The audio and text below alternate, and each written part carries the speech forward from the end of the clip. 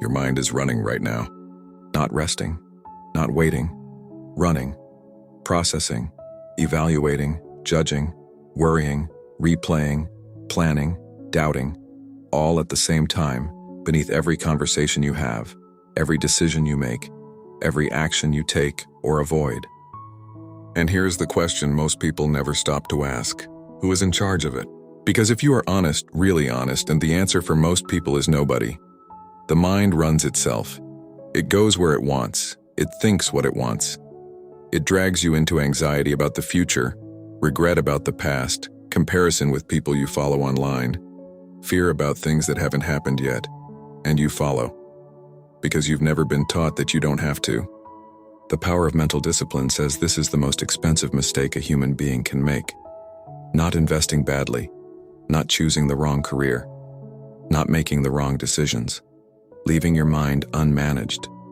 Because your mind is not neutral. It is either your greatest tool or your worst enemy, and which one it becomes depends entirely on whether you take control of it or let it control you. Most people let it control them, their entire life. Think about what that actually looks like.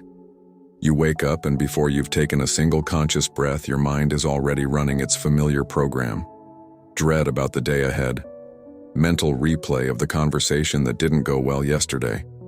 Low-level anxiety humming beneath everything like a frequency you can't quite locate but can always feel. Comparison to someone else's life that looked better on a screen at midnight. And you didn't choose any of those thoughts, they just arrived. And you followed them. Into a mood. Into a tone. Into a version of yourself that is reactive, scattered and half-present before the day has even started. This is what an unmanaged mind looks like from the inside. And the power of mental discipline says this is not your fault. You were never taught to manage it. Nobody showed you that the thoughts in your head are not you. They are patterns. Habits of mind formed over years of repetition, reinforced by environment, by emotion, by what you've been exposed to. And like any habit, they can be changed, but only if you decide to change them deliberately. Here is the first truth this book makes unavoidable. Your mind will always default to what is familiar. Not what is helpful, not what is accurate, not what serves you.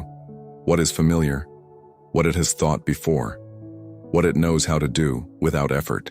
This is why people who grew up in chaotic environments keep recreating chaos even when they desperately want peace. This is why people who were told they weren't capable keep sabotaging themselves even when evidence suggests otherwise. This is why the same negative thought patterns keep surfacing no matter how many times you tell yourself to think positively. The mind goes home, always, and home is whatever it has practiced most. So the question becomes, what has your mind been practicing? Most people have been practicing worry without knowing it. Practicing self-doubt without realizing it counts as practice. Practicing the mental habit of shrinking, hesitating, catastrophizing, all completely automatically, all completely consistently, all building a mental home they never consciously chose to live in. The power of mental discipline says you cannot think your way out of this with willpower alone. You cannot simply decide to stop. Because the mind doesn't respond to commands, it responds to training. Slow, consistent, deliberate training. The same way a muscle responds not to the decision to get stronger but to the repeated act of lifting. Mental discipline is not a decision, it is a practice. Now here is where this book goes deeper than most. Because it doesn't just talk about positive thinking or mindset shifts. It talks about the architecture of mental control, the specific internal mechanisms that determine whether your mind works for you or against you. The first mechanism is attention. Where your mind goes, what it focuses on, what it returns to, what it dwells in, determines everything downstream. Your emotions follow your attention. Your energy follows your attention. Your actions follow your attention. And if your attention is unmanaged, drifting to problems, to worst-case scenarios, to what isn't working, your emotions, energy, and actions will all reflect exactly that. This is not philosophy. It is neuroscience. The brain strengthens the pathways it uses most. Every time you allow your attention to drift to a fearful or negative thought, that pathway gets slightly stronger, slightly more automatic, slightly more like home, And every time you consciously redirect your attention, pull it back from the spiral, return it to the present, refocus it on something useful, you are building a different pathway. Slightly stronger each time, slightly more automatic, slowly becoming the new default. This is mental discipline at its most fundamental.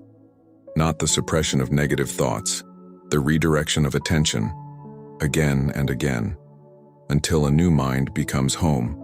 The second mechanism is self-talk.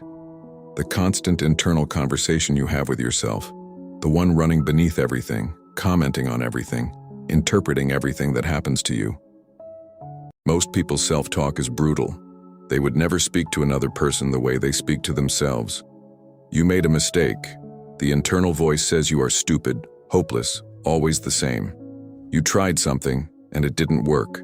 The voice says you never learn, you're not cut out for this, who were you kidding? You feel nervous before something important. The voice interprets that as evidence you will fail. The power of mental discipline says this internal voice is not telling you the truth.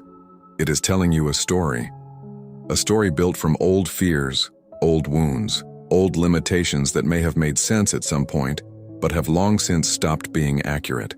And the tragedy is, you believe it, automatically, without questioning, because it speaks in first person, because it sounds like you, because it has been talking for so long it has become indistinguishable from reality.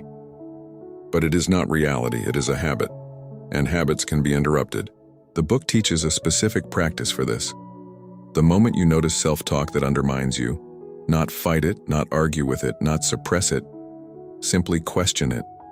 Ask one thing. Is this actually true? Not is this familiar? Not does this feel true? Is this actually factually, evidentially true? Factually. That single question creates a gap, a moment of space between the thought and your belief in it. And in that gap, mental discipline lives. Because mental discipline is not the absence of negative thoughts. It is the refusal to automatically believe them. The third mechanism, and this is the one most people never address, is the stories you carry about who you are. Not what you think, not what you feel.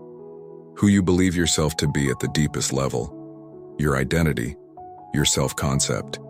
The quiet, settled, largely unconscious sense of what you are capable of, what you deserve. What kind of life is available to a person like you? This matters more than almost anything else, because you will never consistently act in ways that contradict your identity. You will always return to your self-concept like the mind returns to what is familiar. If you see yourself as someone who struggles with discipline, you will struggle with discipline, even when you try hard not to, even when you have good intentions, even when you know exactly what you should do. Because beneath the trying is an identity that says this is not who I am. The power of mental discipline says lasting change does not begin with behavior, it begins with identity. You don't build discipline by forcing new behaviors on top of an old self-concept. You build it by slowly, deliberately building a new answer to the question, who am I? Not who do I want to be? Who am I right now becoming? What is the person I am building through the choices I make today? Every time you choose the harder thing, get up when you want to stay in bed, work when you want to scroll, speak when you want to hide, you are casting a vote for a new identity. Not a dramatic transformation, a vote, small, quiet, but accumulating. And one day the accumulation tips. The new identity becomes louder than the old one. The new home becomes more familiar than the old one. And what once required enormous effort becomes simply how you are. This is how mental discipline actually works. Not through force, through accumulation, through the slow, consistent building of a new self-concept, one small choice at a time. Now here is where this book becomes most practical. Because understanding the mechanisms is one thing, knowing what to actually do with them every day is another. The power of mental discipline proposes something simple but non-negotiable. A daily practice of mental management. Not hours of meditation, not complex rituals. A deliberate, consistent, daily return to three things. What am I giving my attention to today? What am I telling myself about what happens, and who am I choosing to be through the choices I make right now? 3 questions. Asked every morning before the world gets its hands on your focus. Before the notifications, the demands, the reactive spiral begins. Just 3 questions. Answered honestly, committed to genuinely. Because here is what changes when you manage your mind deliberately instead of letting it manage you. You stop being at the mercy of your mood. You stop making decisions from a place of fear or anxiety or comparison. You stop abandoning your goals when motivation dips. Because discipline doesn't need motivation. You start showing up consistently, not perfectly, not dramatically, consistently. And consistency in anything is the only thing that produces results worth having. Your mind is running right now. Processing, evaluating, judging, worrying. It was running before you started reading this. It will be running after. The only question is, from this moment forward, who is in charge of it? Because the moment you decide that person is you, not your fears, not your old stories, not your automatic patterns, the moment you make that decision and back it with daily practice, your mind stops being your worst enemy and starts becoming the most powerful tool you have ever owned.